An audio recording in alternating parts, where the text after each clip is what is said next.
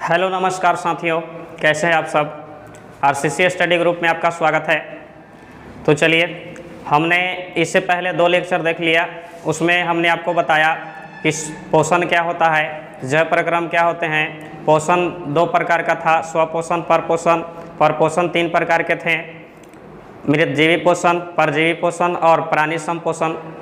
तो आज इस लेक्चर में हम लोग समझेंगे कि पौधों में आखिर पोषण कैसे होता है, यानी कि सारे पादप जो है स्वपोषी कैसे कहलाते हैं, किन कारणों से सारे पादपों को स्वपोषी कहा जाता है। तो चलिए वीडियो को शुरू करते हैं। वीडियो को पूरा एकदम अंत तक आप देखिए, बने रहिए मेरे चैनल पे। अगर ये वीडियो आपको पसंद आए तो आप लाइक और सब्सक्राइब करना ना भूलें। तो चलिए वीडियो को शुरू करते हैं। देखिए, पौधों में पोषण, तो पोषण के आधार पर उन पौधों को स्वपोषी कहा जाता है जो पौधे अपने भोजन का निर्माण स्वयं करते हैं। जो पौधे अपने भोजन का निर्माण स्वयं करेंगे उन पौधों को हम स्वपोषी कहते हैं। और कुछ ऐसे भी पौधे हैं जो अपने भोजन का निर्माण स्वयं नहीं कर पाते हैं, यानी कि सड़े गले चीज़ों से जो है अपना भोजन ग्रहण कर पाते हैं या किसी अन्य दूसरे पादपों पर रह के भोजन भी ग्रहण करते हैं।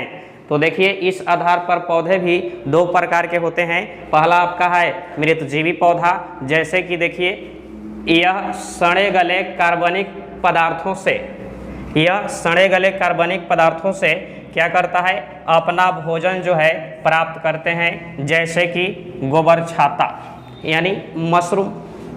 गोबर छाता जो है ये क्या है, मृतजीवी पौधा है। क्यों? क्योंकि यह अपना भोजन जो है सड़े गले मृत पदार्थों से जो है अपना भोजन प्राप्त करते हैं। अब आगे देखिए, परजीवी पौधा भी हैं कुछ।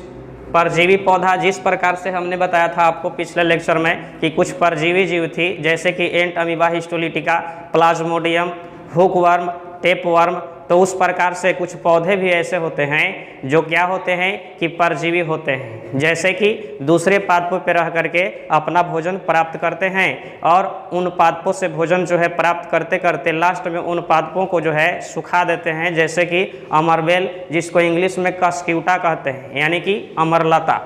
समझते हैं इसके बारे में। देखिए, यह पौधे क्या करते हैं, अपने पोषण यानी कि अपने भोजन जो है, तो अपने भोजन के लिए किसी दूसरे पर आश्रित रहते हैं, यानी कि किसी दूसरे पादपों पर क्या रहेंगे, आश्रित रहेंगे। उन दूसरे पादपों पर ये जो है डिपेंड रहते हैं, जैसे कि अमरबेल यानी कस्क्यूटा नहीं। जैसे कि आप आम के पेड़ों पर या फिर बैर के पेड़ों पर आप देखे होंगे पूरा लतरीली जो है होता है कि नहीं। तो समझते हैं, चलिए आगे देखिए। हमने कहा कि जो पौधे अपना भोजन स्वयं बनाते हैं वो स्वपोषी कहलाते हैं। तो आखिर वह कौन सा प्रक्रिया है, आखिर वह कौन सी प्रोसेस है जिसके तहत जो है सारे पौधे अपना भोजन स्वयं बनाते हैं और स्वपोषी कहलाते हैं।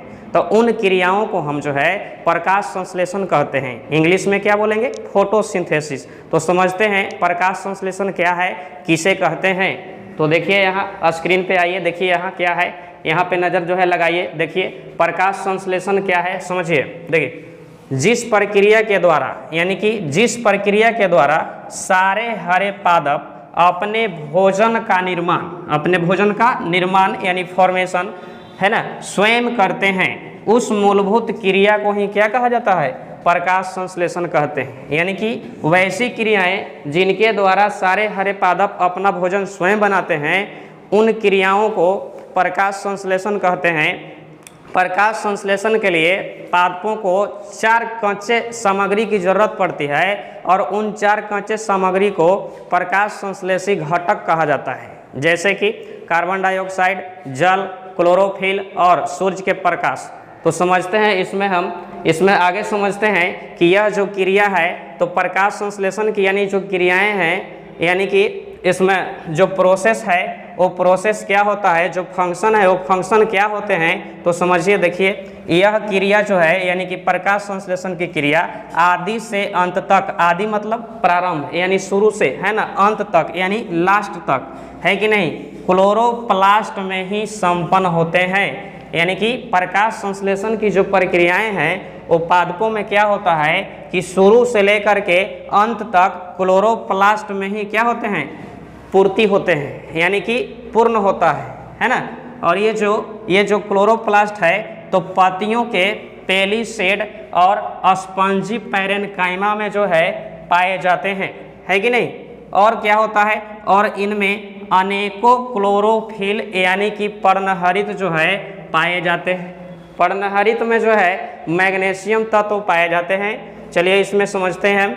इन कारणों से पत्तियों को जो है प्रकाश संश्लेषी अंग कहते हैं। क्यों? क्योंकि पादपों के पत्तियों में ही भोजन का जो है निर्माण होता है। इन कारणों से पादप के पत्तियों को प्रकाश संश्लेषी अंग कहते हैं, और जो पर्णहरित है यानी कि जो क्लोरोफिल होते हैं उनको प्रकाश संश्लेषी अंगक कहते हैं, या फिर प्रकाश संश्लेषी इकाई कहा जाता है। क्यों? क्योंकि इसके प्रेजेंस में ही सारे हरे पादप जो है सूर्य के प्रकाश को खींचते हैं, यानी कि विकिरण ऊर्जा को खींचते हैं और उसे रासायनिक ऊर्जा में परिवर्तित कर देते हैं पादप की कोशिकाओं में, यानी कि फिक्सेशन अर्थात स्थिरीकरण करके। समझते हैं आगे। देखिए जैसे कि मैंने यहाँ लिखा, इस क्रिया में क्या होते हैं, इस क्रिया में पौधे जो है विकिरण ऊर्जा यानी कि सौर ऊर्जा है ना, सोलर एनर्जी यानी कि सूर्य के प्रकाश द्वारा है ना, क्या करते हैं कि स्थिरीकरण करते हैं यानी कि फिक्सेशन करते हैं, है कि नहीं। और रासायनिक ऊर्जा में क्या कर देते हैं, कन्वर्ट कर देते हैं, यानी कि चेंज कर देते हैं, उसे बदल देते हैं। आगे समझिए। देखिए क्लोरोफिल और सूर्य प्रकाश की उपस्थिति में, यानी जितने सारे पादप हैं वे क्लोरोफिल और सूर्य के प्रकाश की उपस्थिति में ही क्या करते हैं कि CO2 और O2, यानी कि ये CO2 और O2 है क्या, तो ये सरल अकार्बनिक अणु है। क्या है बाबू? सरल अकार्बनिक अणु है, जिसका स्थिरीकरण यानी कि फिक्सेशन पादप की कोशिकाओं में करते हैं, है कि नहीं, और उन्हें कार्बनिक अणु में बदल देते हैं। किस अणु में? कार्बनिक अणु में बदल देते हैं। जैसे कि प्रकाश संश्लेषण की यहाँ आप समीकरण में समझ सकते हैं, यहाँ पे प्रकाश संश्लेषण की हम कुछ इक्वेशंस को दर्शाए हैं, समीकरण को। जैसे कि देखिए सारे हरे पादप जो है वो CO2 ग्रहण करते हैं वायुमंडल से। वायुमंडल में बहुत सारे गैसें होते हैं, समझ नहीं आ गया, यानी कि जो वायु है कई गैसों का मिश्रण होता है, जिसमें CO2 जो है 0.03% पाए जाते हैं। सबसे अधिक आपका नाइट्रोजन 78% होते हैं, और ऑक्सीजन जो है 21% रहते हैं। इस प्रकार से और भी गैसें होते हैं, तो वो सब आगे देखेंगे। अभी हम सिर्फ यहाँ ये समझेंगे कि ये जो CO2 है, तो CO2 पादप आखिर कहाँ से लेते हैं, तो ये वायुमंडल से लेते हैं, है कि नहीं। पत्तियों के निचली सतह पे यानी एपिडर्मिस जो कोशिकाएं होगी, जिसको अधिचर्म कोशिका कहते हैं, उन कोशिकाओं में बहुत छोटी छोटी टीनी पोर की संरचना के रूप में स्टोमाटा पाए जाते हैं, यानी कि रंध्र पाए जाते हैं। उस रंध्र में खुलने और बंद होने का नियंत्रण जो होता है, उसका कंट्रोलर जो होता है, वो द्वार कोशिकाएं यानी कि गार्ड सेल करते हैं, है कि नहीं। तो यानी CO2 जो है सारे पादप वायुमंडल से अपने स्टोमाटा की मदद से ग्रहण करते हैं, और उसके बाद जल को, तो जल जो है, जल को है ना मृदा से जड़ के द्वारा ग्रहण करते हैं। उनके जड़ों में जो जाइलम उत्तकें पाई जाती है, वो जल को क्या करता है कि जल को पूरा नीचे से एकदम ऊपर की ओर ले जाता है, और साथ में कुछ खनिज लवणें भी अवशोषित करती है, जैसे कि नाइट्रोजन हो गया, फास्फोरस हो गया, कैल्शियम हो गया। इस तरह से बहुत सारे कुछ खनिज लवणें भी जो क्या करती है, अवशोषित करती है। और पर्णहरित तथा सूर्य के प्रकाश की उपस्थिति में इन सरल अकार्बनिक अणुओं का जो है स्थिरीकरण करके कार्बनिक अणु यानी कि ग्लूकोज के रूप में बदल देते हैं। यानी कि पादपों में जो है ग्लूकोज के रूप में भोजन जो है बन जाता है, और उनके पत्तियों में संचित रहते हैं। इसके बाद जो ग्लूकोज होते हैं वो तनाव में चले जाते हैं और स्टार्च में बदल जाते हैं, स्टार्च यानी कि मंड में। और उसके बाद जो है पादपों के सारे भागों में जो है वो भोजन स्थानांतरण होता है, और वो फ्लोएम टिश्यू करते हैं, यानी कि फ्लोएम ऊतक, और वो सुक्रोज के रूप में करते हैं। तो वो सब हम लोग आगे देखेंगे, है ना। अब समझिए, उसके बाद जैसे ही कार्बनिक अणु अर्थात ग्लूकोज की निर्माण हो गई, तो फिर क्या होता है कि ये कार्बन डाइऑक्साइड से फिर जो है वायुमंडल में ऑक्सीजन जो है बाहर निकलता है। इन ऑक्सीजनों का जो है सारे जीव जंतु श्वसन के लिए उपयोग करते हैं। ऑक्सीजन यानी कि हम जो वायु लेते हैं, वायु कई गैसों का मिश्रण होता है, वायु सीधे फेफड़ा में जाते हैं, है कि नहीं। और जो फेफड़ा में वायु जाते हैं तो उस फेफड़े में से वायु में उपस्थित सिर्फ ऑक्सीजन को जो हीमोग्लोबिन है उसको पकड़ लेता है, और पकड़ने के बाद क्या होता है कि उसको ब्लड के साथ मिला करके कोशिकाओं के माइटोकॉन्ड्रिया में ले जाते हैं, जहां पर क्रेब्स चक्र चलते हैं, और क्या होता है कि ग्लूकोज का विखंडन होते हैं और CO2 H2O प्लस ऊर्जा का निर्माण होता है। तो इस प्रकार से हम लोग H2O और ऊर्जा का उपयोग कर लेते हैं, और बाकी जो CO2 बच जाता है उसको पुनः पुनः उसको हीमोग्लोबिन जो है उस कार्बन डाइऑक्साइड को पुनः लाता है फेफड़ों तक, और फेफड़ा जो है डायफ्राम की गति के द्वारा वो बाहर निकाल देता है। इस क्रिया को उच्छ्वास कहते हैं, है कि नहीं, यानी प्रश्वास उच्छ्वास। वो सब हम श्वसन में यानी रेस्पिरेशन में देखेंगे, अगले लेक्चर में वो सब आपको हम बताएंगे। और उस प्रकार से फिर क्या बना, फिर जल बनते हैं, है कि नहीं, यानी उत्पाद के रूप में मुख्य क्या बने हैं, ग्लूकोज बने, है ना, यहाँ पे ऑक्सीजन बना, जल। तो जल जो होते हैं वो वाष्प के रूप में क्या होते हैं, धीरे धीरे वाष्पीकरण हो जाते हैं, यानी कि उड़ जाते हैं, है कि नहीं। एक मक्का का छोटा पौधा जो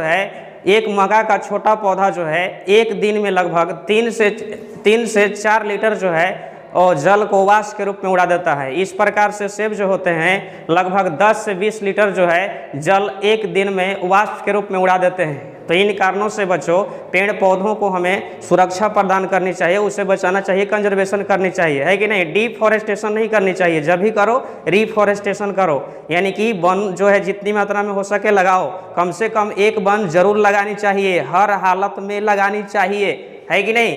अगर हम वनों को काटते जाएंगे तो क्या होगी कि आने वाले समयों में सारे वन नष्ट हो जाएंगे, और चूंकि हम जानते हैं कि जो पेड़ पौधे होते हैं CO2 ग्रहण करते हैं, इस प्रकार से CO2 की मात्राएं जो है वायुमंडल में बढ़ जाएगी और पृथ्वी की धरातल जो है वो अधिक गर्म हो जाएगी, अर्थात क्या हो जाएंगी, ग्लोबल वार्मिंग हो जाएंगे, यानी कि वैश्विक तापन। इस प्रकार से सारे जीव जंतुएं छत विछत हो जाएगी, बहुत नुकसान होगा। तो आगे समझते हैं इसमें। फिर देखिए, तो जैसा कि हमने बताया कि सरल अकार्बनिक अणु जो है तो ये क्या होता है कि पर्णहरित जैसे ही सूर्य प्रकाश को खींचते हैं तो क्या कर देते हैं, उसको जो है स्थिरीकरण कर देते हैं कोशिकाओं में, और उसको ग्लूकोज यानी कि कार्बनिक अणुओं में बदल देते हैं, यानी चेंज कर देते हैं उसे, है कि नहीं। और ऑक्सीजन और क्या H2O यानी कि जल को वाष्प के रूप में बाहर निकाल देते हैं। तो आई होप ये वीडियो आपको पसंद आया होगा। तो अगले लेक्चर में फिर मिलते हैं। थैंक्स, धन्यवाद।